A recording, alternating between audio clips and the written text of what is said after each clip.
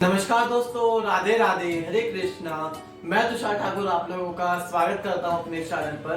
तो आज है माता रानी का दूसरा नवरात्र यानी कि माता ब्रह्मचारिणी की पूजा होगी आज के दिन। तो आज हम सुनेंगे दुर्गा सप्तशती का अध्याय 3। तो चलिए शुरू करते हैं दुर्गा सप्तशती का अध्याय 3।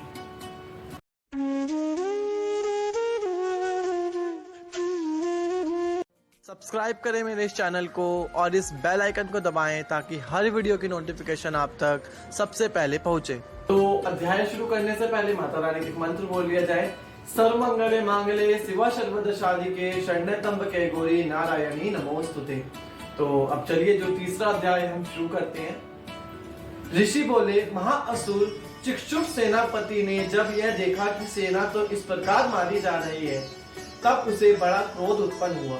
स्वयं भी अंबिका के साथ युद्ध में जाकर उसने देवी जी पर बाणों की इस प्रकार वर्षा की जैसे मेघ सुमेरु पर्वत की चोटी पर जलधारा बरस रहा हो। तब देवी ने उसके बाणों समूह को खेल में ही काट दिया। फिर बाणों द्वारा उसके सारथी घोड़ों को मार डाला। फिर भट भट धनुष और ऊंची लहराती ध्वजा काट कर गिरा दी। जब उसका धनुष कट चुका तब अपने बाणों से उसके अंग बींद डाले, जिसका सारथी एवं घोड़े मर चुके थे और धनुष भी कट चुका था।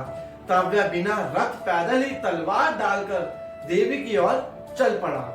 तेज तलवार से सिंह पर जाते ही प्रहार कर दिया।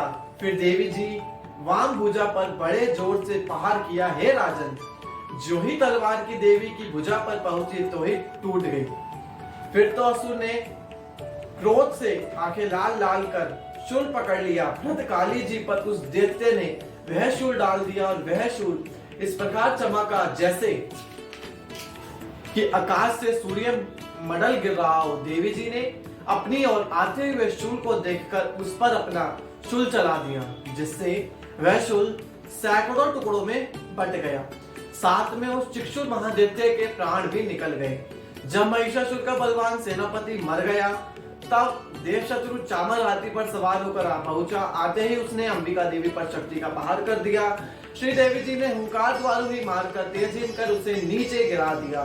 अपनी शक्ति को गिरा हुआ देखकर चामर को बड़ा क्रोध हुआ। उसने शूल का प्रहार किया। शूल को भी देवी जी ने बाणों द्वारा टुकड़े टुकड़ों कर डाला। तब सिंह भी उछलकर हाथी के मस्तक पर चढ़ बैठा। फिर दैत्यों के साथ युद्ध करने लगा। वह दोनों परस्पर लड़ते लड़ते उस हाथी से नीचे पृथ्वी पर आ गए। भयंकर पहाड़ों से परस्पर युद्ध करने लगे। तब बड़े लोग वेग से सिंह ऊपर को उछला। ऊपर आकाश से नीचे की ओर गिरते गिरते पंजों से पहाड़ से चामर दैत्य का सिर खड़क से पृथ्वी पर डाल डाला। देवी जी ने शिला एवं वृक्ष आदि से युद्ध में उधर को मार डाला। फिर कराल को भी दांत मुक्का एवं थप्पड़ों के प्रहार द्वारा मारा गिराया। क्रोध पूर्ण देवी की गदा की चोटों से उद्धत को चूरा चूरा कर दिया। भिंडीपाल शस्त्र द्वारा वाक्षफल तथा बाणों द्वारा अंधक एवं ताम को यमधाम शीघ्र भेज दिया। त्रिनेत्र धारणी परमेश्वरी ने उग्र से उग्र महाहुनु हनुमान के दैत्य को त्रिशूल द्वारा मार दिया। तलवार से विडाल का सिर फाड़ दिया। दुर्ग दुर्मद इन दोनों को बाणों द्वारा यमपुरी पहुंचा दिया। इस प्रकार अपनी सेना का नाश होते देखकर भैंस का रूप बनाकर महिषासुर उन गणों को डराने लगा। कुछ लोग गणों पर खूरों से प्रहार करने लगे। किन्हीं को पूंछे से तोड़ा और दूसरों को सींगों से फाड़ा। कुछ एक को वेग द्वारा, दूसरों के स्नातन द्वारा, घूमने से अन्यों को श्वास वायु द्वारा पृथ्वी पर गिराया। किसी को इस प्रकार सेना को गिराकर वह महिष सिंह को और फटा। जो ही सिंह को मारने लगा, जगदम्बा को बड़ा क्रोध आना उत्पन्न हो गया। इधर महाप्रकर्मी महिष भी क्रोध से पृथ्वी तल को अपने भूरों से खोदने लगा। फिर अपने सिंगों से बड़े ऊंचे ऊंचे पहाड़ उठाकर फेंकने लगा। साथ में गर्जन करने लगा। वेग के साथ घूमने पर पृथ्वी शुंबत होकर फटने लगी। उसने पूंछ से समुद्र पर प्रहार किया, जिससे शुभ होकर समुद्र पृथ्वी को चारों ओर से डुबाने लगा। चलायमान होते हुए सिंह के द्वारा छिन्न भिन्न हुए बादल टुकड़े टुकड़े हो गए।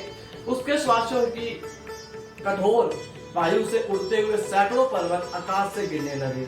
इस प्रकार क्रोधपूर्ण उस महादैत्य को अपनी ओर आता देखकर चंडिका उसे मारने के लिए क्रोध में आ गई। कपत्तु चंडिका ने उसकी ओर पाश फेंका।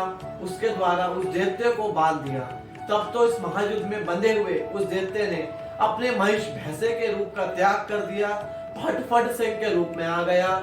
जो ही चंडिका उसका सिर काटने लगी तभी वो तलवार हाथ में लिए पुरुष दिखाई देने लगा। तब शीघ्रता से तलवार ढाल वाले उस पुरुष को अपने बाणों से देवी ने बींध डाला। तब वह एक बड़ा हाथी हो गया, अपने सूंड से उस महान सिंह को खींचकर फिर गरजने लगा। उसके खींचते समय अपनी खंग के द्वारा देवी ने उसके सूंड को काट दिया। फिर वह महादैत्य भैंस के रूप में आ गया। इस प्रकार चराचर त्रिलोकी को सताने लगा।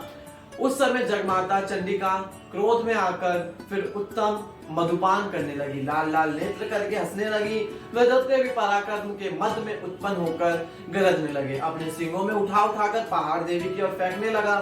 देवी जी ने भी अपने बाणों के समूह से उसको फेंक दिया, पृथ्वी को चूर चूर कर दिया। तब सूरापान के मद के कारण लाल लाल मुख वाली चंडिका जी ने कुछ अस्त व्यस्त शब्दों में कहा। देवी जी बोली, हे मूढ़, जब तक कि मैं मधुपान कर लूं तब तक तू क्षण भर के लिए गरज ले। मेरे द्वारा संग्राम भूमि में तेरा वध हो जाने पर तो शीघ्र ही देवता भी गरजने लगेंगे, ऋषि बोले। इस प्रकार कहकर देवी जी उड़कर उस महादेवत्यों पर चढ़ पड़ी। पांव से दबाकर दैत्यों के कंठ पर त्रिशूल उस महादेवत्यों ने चढ़ा दिया। देवी के पांव से दबे हुए उस दैत्य ने अपने मुख से बाहर निकलने का प्रयत्न किया। उसके रूप से भी अभी आधा भी नहीं निकला था कि देवी जी ने अपने पराक्रम द्वारा उसे वहीं पर रोक दिया। आधा निकलकर भी उस दैत्य ने युद्ध करना आरंभ किया। तब देवी जी ने अपनी तीखी तलवार से उसका सिर काट कर नीचे गिरा दिया। दैत्य सेना हार करने लगी। तब उस सारी सेना का भी देवी जी ने नाश कर दिया। सभी देवताओं अत्यंत प्रसन्न हुए। दिव्य महाश्रियों के साथ देवता लोग ने उस देवी की स्तुतियां की। गंधर्वराज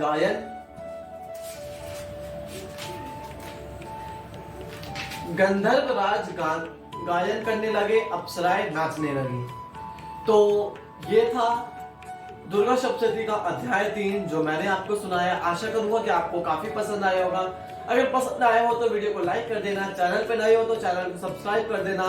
हर बार की तरह अपने अच्छे कमेंट्स मुझे देते रहिएगा। आज के लिए इतना ही, फिर मिलते हैं अगली वीडियो में। जब तक के लिए हरे कृष्णा, धन्यवाद।